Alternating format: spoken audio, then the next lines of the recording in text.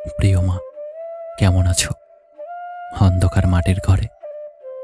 প্রিয় মা, জানো আমি ভালো নেই। তুমি ছাড়া ভালো থাকবো কি করে? মা, ও মা, এখন গভীর রাত, আমার চোখে ঘুম নেই। জানো মা, এখনো চোখ বন্ধ করলে তোমার অসুস্থ মুখটা আমার চোখের সামনে ভেসে ওঠে। মা গো, ও মা, তখন আমার ভিতরটা দুমড়ে মুচড়ে ওঠে। আমি সইতে পারি না তোমার চলে যাওয়ার কষ্ট মা। জানো মা, তুমি চলে যাওয়ার পর ভীষণ একা লাগে।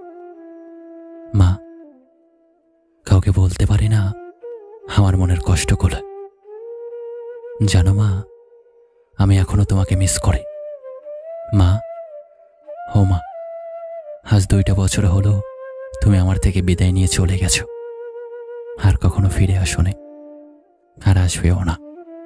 আজ 2টা বছর হলো কেউ ভাত মাখিয়ে গালে তুলে খাওয়ায় না।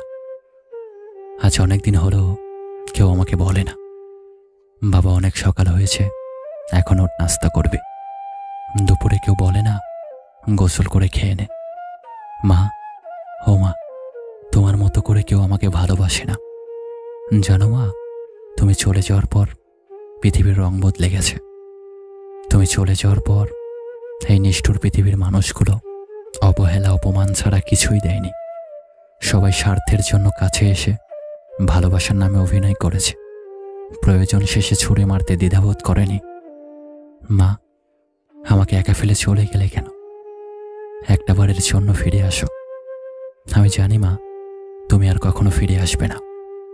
তবু অবুঝ মনটা বলে, আমার মা যদি একটা বারের জন্য ফিরে আসতো, সব কিছু বলতাম। অপেক্ষা করো মা, আমিও চলে আসবো তোমার কাছে খুব শীঘ্রই। আমি তোমার কাছে নালিশ করব এই নিষ্ঠুর পৃথিবীর মানুষগুলো আমার সাথে কি আচরণ করেছে। সবশেষে বলতে চাই, ভালো থাকো মা, অন্ধকার মাটির ঘরে। আমি দোয়া করি মা, আল্লাহ যেন তোমাকে জান্নাত নসিব করে। মা মানে মমতা, মা মানে ক্ষমতা, মা মানে ভালোবাসার আরেক নাম।